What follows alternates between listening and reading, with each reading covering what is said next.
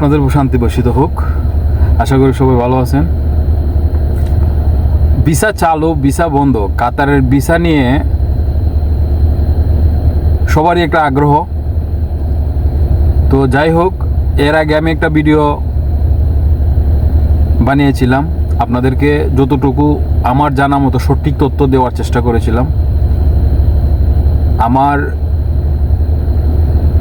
যে ভিডিওগুলা আপলোড করছি এর মধ্যে এই ভিডিওটাই সবচেয়ে বেশি ভিউ হয়েছে। তো যাই হোক, আমাকে অনেকেই ইনবক্স করতেছেন, ইমেল করতেছেন, ভাই ভিসা কি চালু হয়েছে, ভিসা কি চালু হয়েছে। দেখুন, আমি আপনাদেরকে শুরু থেকেই বলছি যে আমি আসলে ইউটিউবিং করি বা ভিডিও বানাই টাকা ইনকামের জন্য না বা ভিউর জন্য না। আমি চেষ্টা করি আপনাদেরকে আমি যতটুকু জানি সঠিক তথ্য আপনাদের সামনে দেওয়ার জন্য। তো আমি আপনাদেরকে বলছিলাম যে ভিসা বন্ধ হয় নাই। তো ভিসা যেহেতু বন্ধ হয় নাই, ভিসা চালু হবে কবে, এই প্রশ্নটা তো মানায় না। যদি ভিসা বন্ধ হইতো তাহলে ঠিক আছিল যে ভিসা চালু হবে কবে। তো ভিসা বন্ধ হয় নাই, ভিসা চালু আছে। আর আপনাদেরকে আমি আরেকটা সুখবর বলি, যেটা হলো গিয়ে আমার থিওরি থেকে, আমার যতটুকু আমি চিন্তা ভাবনা করে এবং ইনফরমেশন তথ্যর মাধ্যমে জানতে পেরেছি কাতারের ভিসা এত সহজে বন্ধ হবে না। তো অনেকে প্রশ্ন করতে পারেন যে কেন বন্ধ হবে না।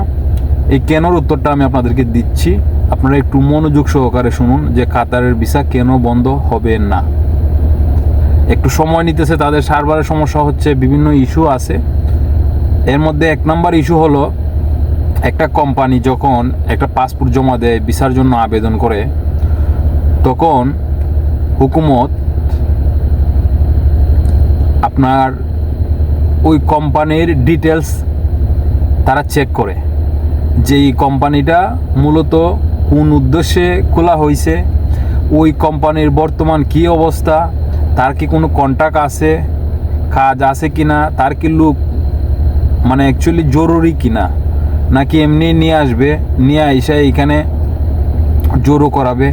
আপনি সাধারণ জ্ঞানে চিন্তা করেন, একটা মানুষ যখন এখানে আসবে, আসার পরে যখন কাজ করতে পারবে না, কোনো ইনকাম করতে পারবে না, সে স্বাভাবিকভাবেই ক্রাইম করবে, মিথ্যাচার করবে, মারামারি, দাঙ্গা হাঙ্গামা, বিভিন্ন সমস্যা ইস্যু তৈরি করবে।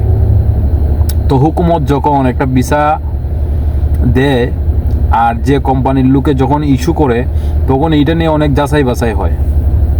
তো আগেও যাচাই বাছাই হইতো, একেবারে যে হইতো না তা না, তবে এখন একটু মানে গুরুত্ব সহকারে যাচাই বাছাই করে যে কোম্পানিগুলো এখানে লিস্টেড এবং রেপুটেশন ভালো, তাদেরকে ভিসা দেওয়া হচ্ছে। আর যে কোম্পানিগুলা তাদের মূলত উদ্দেশ্যই হলো যে ভিসা সেল করা, তাদের কোনো উদ্দেশ্য নয় যে আমি একটা কাজ, একটা বিল্ডিং করাবো, কন্ট্রাক্ট রাখবো, রেখে লোকগুলা আনাইয়া ওই লোকগুলার মাধ্যমে আমি বিল্ডিংয়ের কাজটা কমপ্লিট করব, ঠিক আছে। এরকম উদ্দেশ্য না যারার, তাদের কোম্পানিরই ভিসা হচ্ছে না।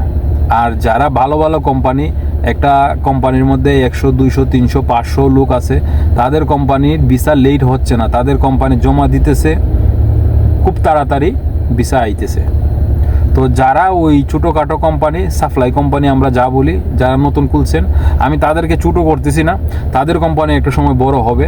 তবে হ্যাঁ, তাদের কোম্পানি এখন ছোটো, যার কারণে হুকুমতের নজরে আসতেছে না, এবং ভিসা অ্যাপ্লাই করলে ওইটা অনেক গাটাগাটি করা হইতেছে। এই হলো একটা বিষয়। 2 নম্বর বিষয় হলো, ভিসা কেন বন্ধ হবে না, আপনারা একটু সাধারণ জ্ঞান কাটাইলেই বুঝতে পারবেন। কাতারে রিসেন্ট 1 মাস আগে এটা নিয়ে আমি একটা ভিডিও বানানো চিন্তা ভাবনা করছিলাম, তবে দেখলাম এইটা অনেক ইউটিউবার বানাইছেন এবং তারা সঠিক তথ্যই দিয়েছেন, তো তার জন্য আমি আর নতুন করে বানাই নেই। তো এটা হলো কাতার 81 মিলিয়ন কাতারি রিয়াল, 81। এটা কন্ট্রাক্টিং হয়ে গেছে, বিল পাস হয়ে গেছে, মানে টেন্ডার হয়ে গেছে, এখন জাস্ট কাজে ধরার বাকি। এটা রিসেন্ট মনে হয় কাজে ধরবে। রিসেন্ট বলতে 25-এর ভিতরে কাজে ধরবে ইনশাল্লাহ, আশা করা যায়। তো আপনি চিন্তা করে দেখেন, তো বড় একটা প্রজেক্ট কাতার হাতে নিছে, কাতারের অবশ্যই লুক লাগবে, অবশ্যই জনবল লাগবে, ম্যান পাওয়ার লাগবে। তো কাতারে বর্তমানে যে বাংলাদেশি, ইন্ডিয়ান, পাকিস্তানি যারাই আছি, ওই প্রজেক্টের তুলনায় এই লোকগুলা কিছুই না।